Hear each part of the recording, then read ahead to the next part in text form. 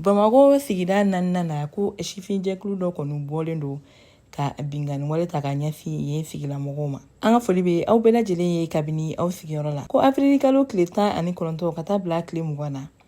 Ko nin ye sifin jɛkulu ye ko n'olu kɔni bɔlen don kin kɔnɔnaw la kɛnɛkɛnɛna Bamakɔ sigida na ka taa bingani wale dɔw ta ka ɲɛsin maaw kɔni ma. Wa ko nin sifin jɛkulu u b'u yɛrɛ tamasere ka taa min ye microbe ye olu yɛrɛ ma. Microbe ale ye sifin jɛkulu dɔ ye n'olu kɔni tun bɛ an kɛrɛfɛ dugu dɔ la. N'olu ka baara bɛnnen don waleya cɛjugu ma ka ɲɛsin kin kɔnɔmɔgɔw ma ka bingani wale caman ta ka ɲɛsin ma.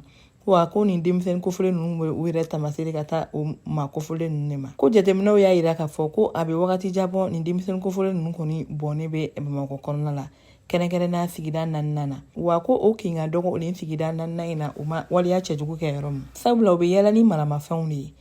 BC walima maramafɛn jugu u bɛ yalalɔw de ye kinw kɔnɔna la ka taa bin butigitigiw kan walima tɛmɛsenfɛmaa dɔ k'olu jogin ka u bololafɛnw naraguw la. Ko ci kɔni fɔra finitigilakaw ye olu kɔni bɔlen don ka sɛgɛsɛgɛliw kɔni boloda wa baaraw bɛ sen na walasa bolo bɛ se ka kari ni maa kɔfɔlenw kan cogoya min na. Maa caman bɔra k'i ka hakilina di nin ko in na. Dɔw y'a jira k'a fɔ ko ni jamana ɲɛmɔgɔw ma bɔ ka nin ko in ta sɛbɛ la ko nin bɛna kɛ waleya cɛjugu ye an ka jamana kɔnɔ. F'u ka wuli kabini sisan ka fu siri nin waleya in na yan'a ka waga an ka jamana kɔnɔ. Ayiwa sɛgɛsɛgɛliw kɔni bɛ sen na ni min bɔra la an n'o dɔw tulo kan.